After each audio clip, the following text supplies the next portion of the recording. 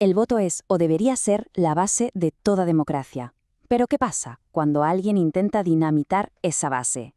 Hoy vamos a abrir el manual de los delitos electorales para entender de verdad las tácticas y las trampas que buscan manipular un resultado.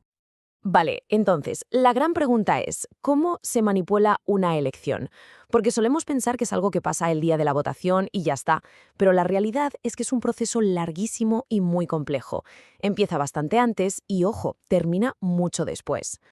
Y para que entendamos la gravedad del asunto, tenemos que irnos a la ley. El Código Penal es muy claro con esto. No lo llama infracciones o faltas, no. Lo llama por su nombre. Delitos contra la democracia. Así, tal cual. Y bueno, ¿quiénes pueden cometer estos delitos? Pues la ley identifica a 4 grupos muy claros, desde cualquier persona hasta funcionarios de partido y candidatos. Pero aquí hay un detalle que es crucial. Las penas son mucho más duras para los funcionarios públicos y electorales, o sea, para aquellos cuyo trabajo es, precisamente, proteger el proceso. Tiene toda la lógica del mundo, ¿no?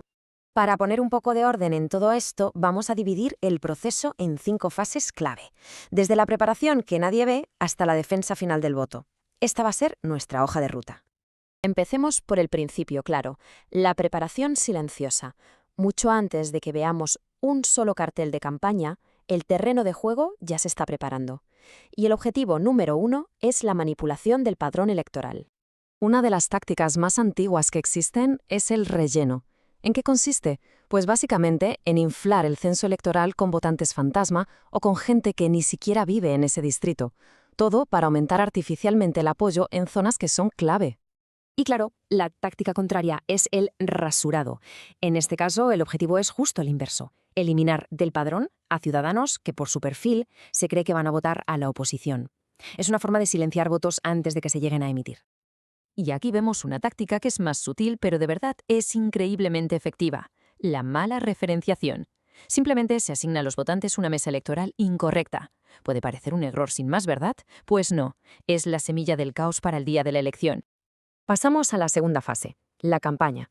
Aquí la batalla ya es a campo abierto. Se lucha por la percepción pública y es donde las prácticas deshonestas se vuelven, mucho más visibles y agresivas.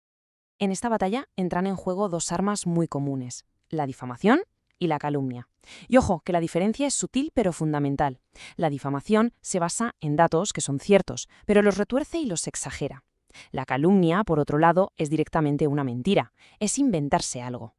Pero el arsenal es mucho más amplio, Desde encuestas falsas para crear una falsa sensación de victoria hasta el uso de recursos públicos para la campaña. Por cierto, el Código Penal es muy claro aquí y castiga duramente a los funcionarios públicos que hacen esto. Y por supuesto, la intimidación o las campañas del miedo. Y llegamos al clímax, el día de la elección. Aquí es donde todos los preparativos, los legales y los ilegales, culminan en una serie de maniobras a contrarreloj. Es el momento de la verdad. A ver, ¿nos acordamos de la mala referenciación de la que hablamos al principio? Pues bien, aquí es donde vemos su efecto devastador. Es lo que se conoce como el ratón loco.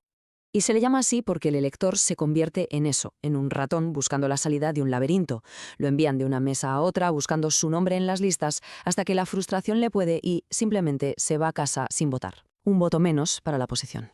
Otra práctica clásica es el carrusel, esto es de película. Grupos de personas que son transportadas en vehículos para votar una y otra vez en distintas mesas electorales.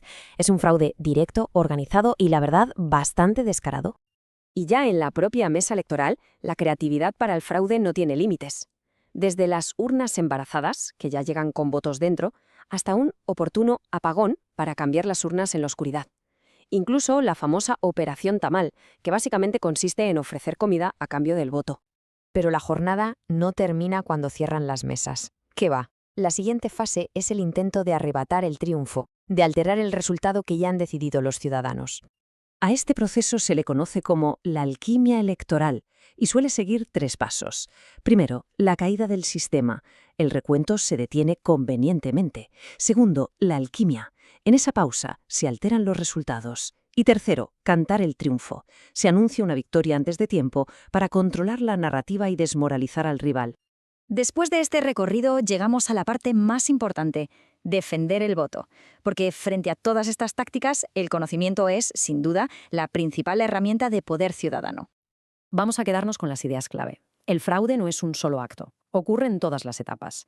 Muchas de estas acciones no son solo juego sucio, son delitos tipificados.